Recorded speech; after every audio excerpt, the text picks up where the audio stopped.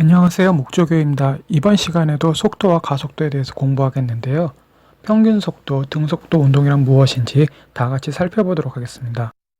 평균 속도는 간단히 말해 평균적인 속도겠죠. 매 순간순간 속도를 일일이 재지 않고 걸린 시간 전체와 그때 움직인 전체 변위를 가지고 간단히 구한 속도를 말합니다.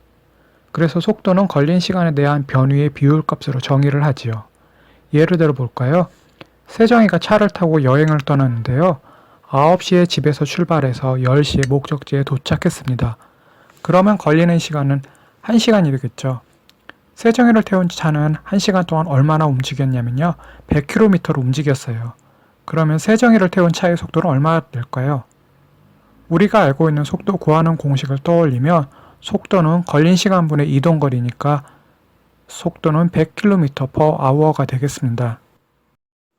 세정이가 탄 차는 정지했을 때는 속도가 0일 테고 차가 밀리며 속도를 줄이고 도로에 차가 없으면 속도를 높이기도 하겠죠. 그런데 여기서는 중간에 그런 과정은 생략하고 전체 이동 거리와 걸린 시간만 따졌습니다. 순간순간 측정한 속도가 아니기 때문에 여기서 구한 속도는 평균 속도가 되겠습니다. 자, 움직이는 물체는 속도가 변합니다. 그런데 속도가 변하지 않고 일정하게 움직이는 경우가 있어요. 속도가 일정할 때 그 속도를 등속도라고 하고요. 그렇게 운동하는 경우를 등속도 운동이라고 합니다. 속도가 일정한 운동을 등속도 운동이라고 하는데 등속도 운동을 속도와 시간 그래프로 나타내면 속도를 나타내는 값이 x축인 시간축에 나란한 직선 모양을 띠게 됩니다. x축을 시간, y축을 평균 속도로 하는 속도 시간 그래프를 보면요. 시간에 따라 속도가 어떻게 변하는지 알 수 있습니다. 등속도 운동은 속도가 일정하기 때문에 x값이 변해도, 즉 시간이 흘러도 속도 y값은 변하지 않고 일정하게 유지됩니다. 물체가 운동을 하고 있는데 방향도 일정한 운동으로 무엇이 있을까요? 그러니까 방향을 바꾸지 않고 어느 한 방향으로만 계속 움직이는 운동 말이죠. 등속 직선 운동은 쉽게 말해 속도가 일정한 운동, 속력과 운동 방향이 모두 일정한 운동을 말합니다. 등속 원운동은 같은 속도로 원 주위를 도는 운동을 말하는데 속도는 일정하지만 운동 방향은 계속 바뀝니다. 등속 원운동을 생각해보면요. 원운동은 방향이 계속 바뀌는 운동을 말하죠. 원운동을 하는 물체의 운동 방향은 그 원에서의 접선 방향, 계속 어디선가 힘이 작용하고 있다는 걸 말해요.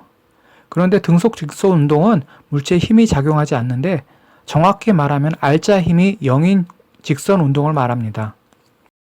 그런데 알자 힘이 뭐냐면요. 물체에 작용하는 힘을 모두 합친 결과가 나타난 힘을 말해요.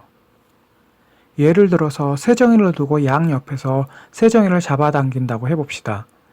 왼쪽에서 8N의 힘으로 잡아당기고 오른쪽에서는 세정이를 10N의 힘으로 잡아당긴다면 세정이한테 작용하는 알자 힘은 왼쪽으로 마이너스 8N 더하기 오른쪽으로 플러스 10N 하면은 결과적으로 2N이 나와요.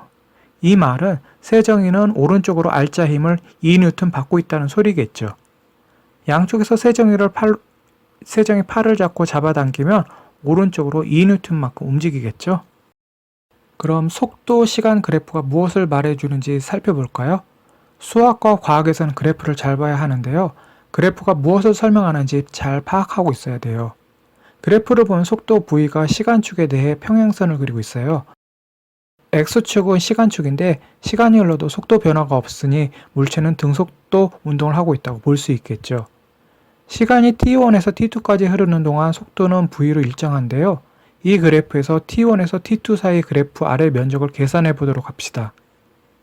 그래프 아래 빗금치는 사각형 면적은 가로 곱하기 세로로 구할 수 있죠. 여기서 가로 길이는 t2-t1이고 세로 길이는 V가 되겠죠. 사각형 면적을 구하는 건 어렵지 않아요. 그래서 면적은 속도 V 곱하기 시간 변화 t2-t1이 되겠죠. 그래서 얻은 이 사각형 면적을 델타 S라고 하고요. 이 식을 고쳤으면 t2-t1은 시간 변화량이니 델타 T로 고쳤으면 델타 S는 V 곱하기 델타 T가 되겠죠. 평균 속도 구하는 식을 기억하고 있을 겁니다. 평균 속도 V는 이동하는 데 걸리는 시간 델타 T분의 이동거리 델타 S고요. 델타 S에 대해서 정의하면 델타 S는 V바 곱하기 델타 T가 되겠죠. 그래프와 이 식을 비교하면요. 그래프 아래 면적은 속도 V 곱하기 시간 변화량 델타 T잖아요. 속도 구하는 식에서 유도한 델타 S는 V 곱하기 델타 T와 같죠?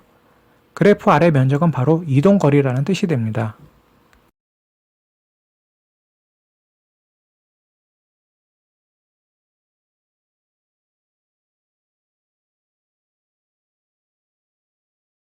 이번에는 평균 속도에 대한 정의를 이용해서 야구 선수가 던진 공과 육상 선수의 빠르기를 비교해 보겠습니다.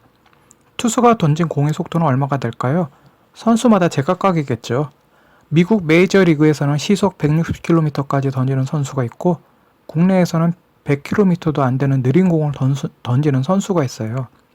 시속 150km로 던지면 굉장히 빠른 속도로 공을 던지는 선수 무리에 들어갑니다. 여기서는 공의 속도를 시속 140km로 해볼게요. 시속 140km를 우리가 수업 시간에 흔히 쓰는 단위인 m/s로 바꿔보면요. 1km는 1000m니까 1000을 곱하고 1시간은 3600초이니까 3600을 나눠주면 공의 속도는 초속 38.9m가 되겠네요.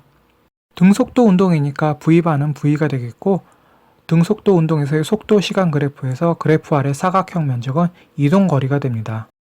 이번에는 평균 속도에 대한 정의를 이용해서 야구 선수가 던진 공과 육상 선수의 빠르기를 비교해 보겠습니다.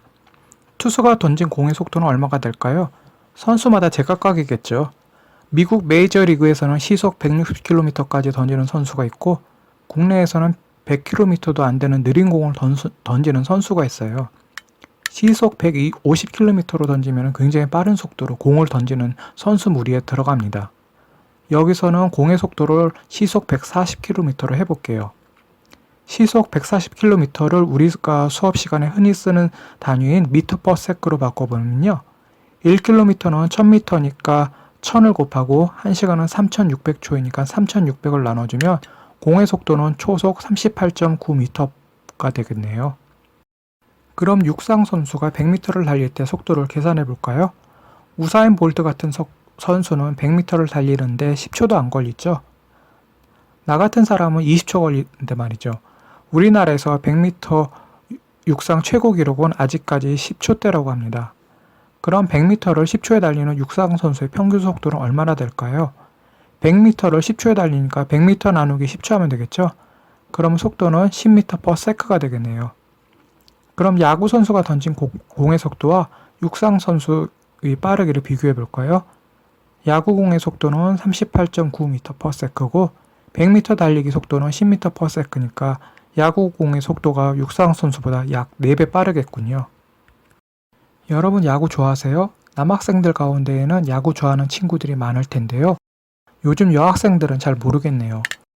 야구 경기 중계 방송을 보면요. 가끔씩 해설자가 어떤 투수가 던진 공을 두고 공이 무겁다는 표현을 쓰지요.